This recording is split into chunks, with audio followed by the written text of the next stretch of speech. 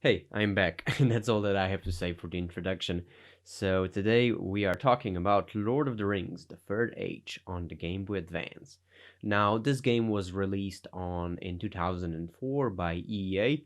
There were different versions of it under the same name on different platforms, but we are only talking about the GBA one right now.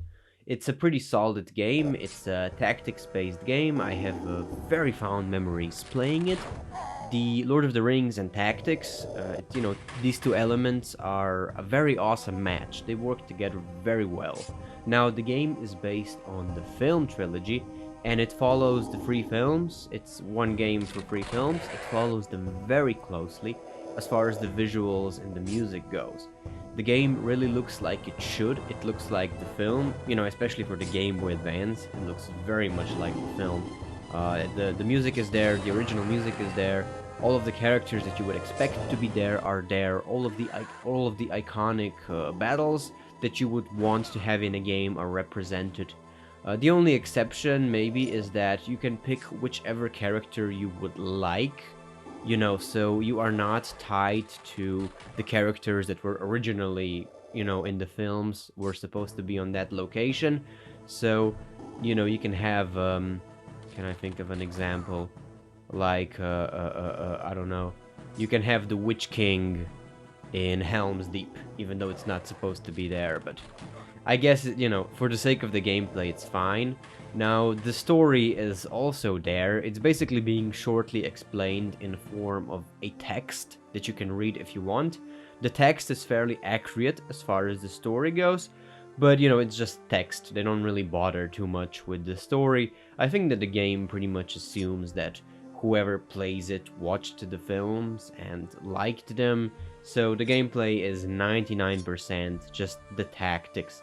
It pretty much assumes that you bought the game because you liked the film, and besides that text, you don't really go into the story very deeply. So the very cool thing about this game is that you can play as either side, so you can play as the good or the bad guys, which is pretty cool and very unique as well, because not many games allow for that. I suppose with the tactics-based medium, it works very well because it's easy to set up. You can just choose the same, the developer can just take the same level and just rebalance it a little bit with a different setup of characters, but it's fun. Like, it's a lot of fun to be able to do that. Choose your side. You get to choose between three heroes or three villains as your one main character. So that one main character that you use is going to be your main guy. He's going to be the strongest and present in every single mission. There's also a roster of other, like, less powerful heroes that you choose from, depending on each mission. So you can pick these, and you can pick your favorites, and you can develop strategies and tactics around them, so there's that as well. Heroes will also gain XP as they fight, so you can do that to make them stronger. You can buy items, level up their power levels, unlock new skills. Now, because of this, levels can also be replayed, and there is an element of grinding involved. So, and I think that on harder modes, you pretty much can't beat the game without revisiting previous levels a little bit and gaining up some XP. There is also an option that you can play. It's the so-called Sauron mode. It means that as you play the game, your heroes get killed, and, if they get killed, they stay dead. I have a suspicion that they were sort of mimicking Fire Emblem here with this. Because Fire Emblem is very famous for that once your characters die, they can't be revived. It's like the most, maybe one of the most iconic features of Fire Emblem, and because of this, it's also very hard, especially if you want to beat it with everything. But the key difference here is that in Fire Emblem, there's actually way more characters than you could possibly ever use, so losing a character in Fire Emblem is not actually that much of a big deal, because there's tons of other characters that you can use that, they can fill up your roosters. But here in this game, you only have 6 heroes to choose from, and after you lose them, you don't get them back. You only get like a cliche generic standard bearer that gives you a command point, but it's pretty much useless. So you can't really afford to lose any characters here. It pretty much forces you to restart all over again. Now, it is a lot harder having to have your, characters stay alive, but still, I don't really feel that Sauron mode here really brings much to the game all that much. Not really. All you get if you do unlock a cool new level called Sauron Comes if you beat the game with on Sauron mode. It's about the first War of the Ring with Sauron, and it's pretty cool that you can either play against Sauron or you can actually control Sauron as a character. So that's pretty cool, but Sauron mode itself doesn't actually contribute to the gameplay all that much.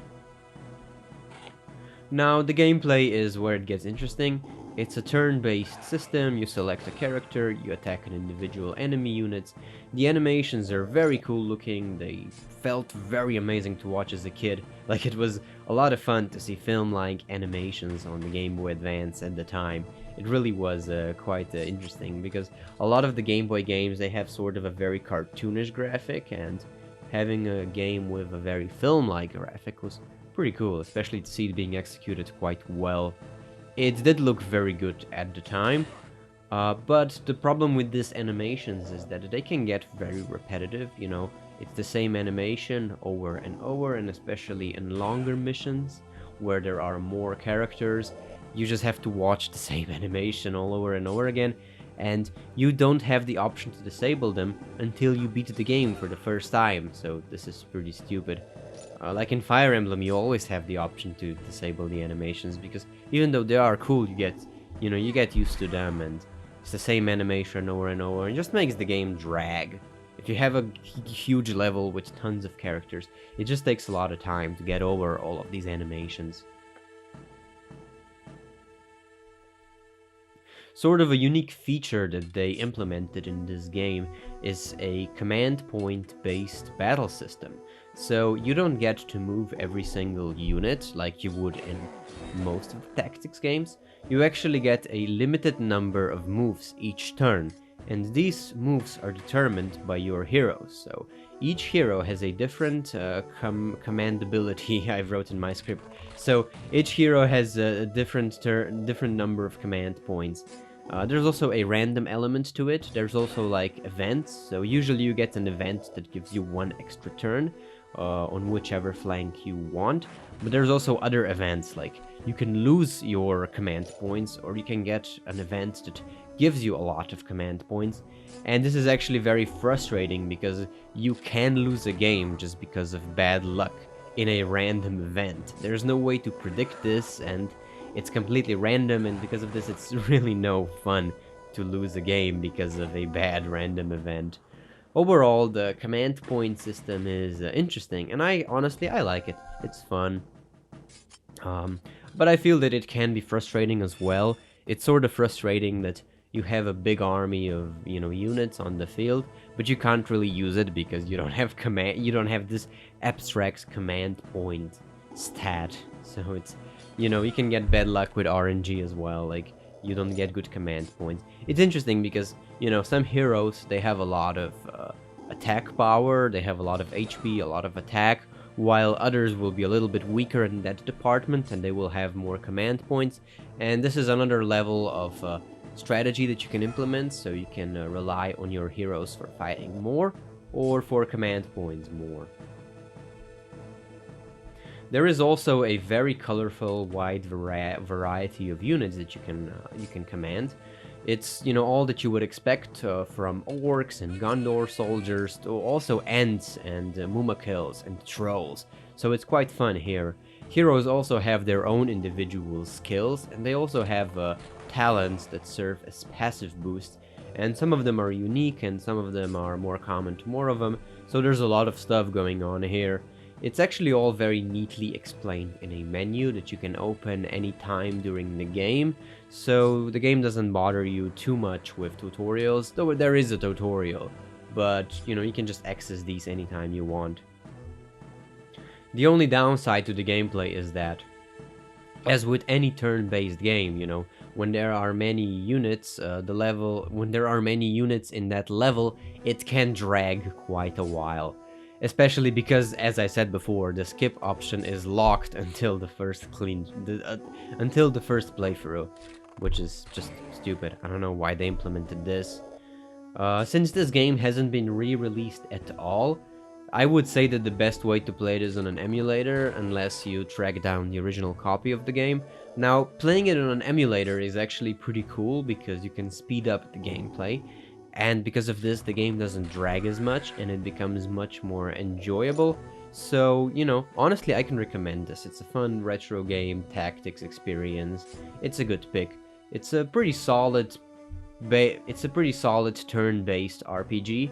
Its biggest flaw, maybe I would say, it's the storytelling element. The game assumes that the player already knows the story, and you know the reason I'm saying this is, again, if we are comparing it to Fire Emblem, Fire Emblem is very famous for being very good with storytelling. The story is very interesting, and there's a lot of going on with characters, relationship between characters, support between characters. So we can see that the turn-based tactics RPG on the Game Boy Advance as a medium can do a lot, and this game could genuinely do more than it does, but I don't know, I suppose I'm overanalyzing it. You know, for what it is, it's pretty solid. There's not much story here, but the gameplay is solid, it's fun. What else could I say? Basically, yeah, like, the game assumes that you already know and you're already attached to the characters by watching the films. And I suppose that's true, like, the most people that played this probably did it because they liked the film. For what it is, it's a pretty solid game. I really can't have, like, an interpretation to find a deeper message in this game or something like that, or deeper artistic drive. At least I can't really find it, maybe there is, but for what it is, it's a solid turn-based RPG. Thank you very much.